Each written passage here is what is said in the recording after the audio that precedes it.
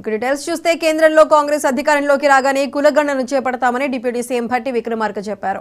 రాజ్యాంగం కల్పించిన రిజర్వేషన్లను తొలగించేందుకు బీజేపీ యత్నిస్తోందన్నారు. రిజర్వేషన్లు తొలగించేందుకు 400 సీట్లు కోరుతున్నారన్నారు. రాజ్యాంగాన్ని కాంగ్రెస్ పెద్దలు అమలు చేసుకుంటూ వచ్చారన్నారు.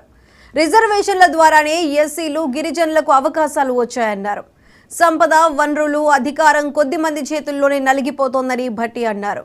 జనాభా దామాషా ప్రకారం ప్రజలు వనరులు పొందలేకపోతున్నారని, వనరులను ప్రజలకు చేరవేయటమే అసలైన రాజ్యాంగ స్ఫూర్తి అన్నారు.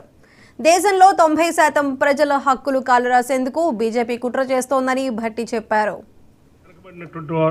వర్గాలకి అన్యాయం చేయటం కోసం వాళ్ళందరినీ తిరిగి వాళ్ళ చెప్పు చేతుల్లో పెట్టుకొని ఒక రకమైనటువంటి భావజాలాన్ని తిరిగి మళ్ళీ ఈ సమాజం మీద రుద్దటం కోసం ఒక పెద్ద కుట్ర ఈరోజు దేశంలో జరుగుతుంది. ఈ కుట్రని చాలా స్పష్టంగా అర్థం చేసుకున్నటువంటి రాహుల్ గాంధీ గారు ఇటు కన్యాకుమారి నుంచి కాశ్మీర్ వరకు నడిచేటప్పుడు, అటు మణిపూర్ నుంచి మహారాష్ట్ర వరకు యాత్ర చేసినప్పుడు చాలా స్పష్టంగా ప్రతి సభలో చెప్పుకుంటూ వచ్చారు.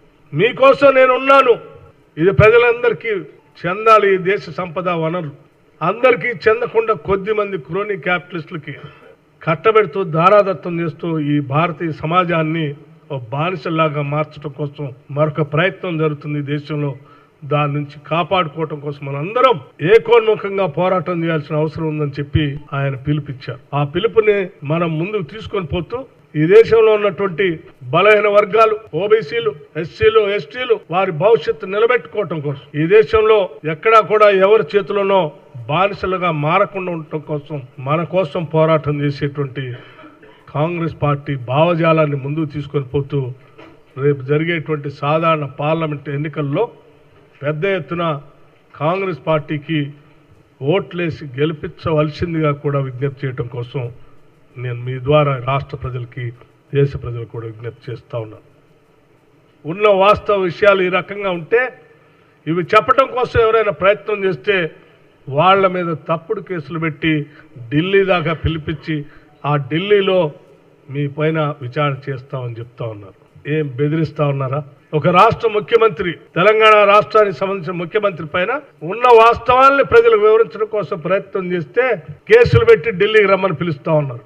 తెలంగాణలో ఉన్నటువంటి ఇది ప్రభుత్వం కాదా, పౌరులు కాదా? ముఖ్యమంత్రి కాదా?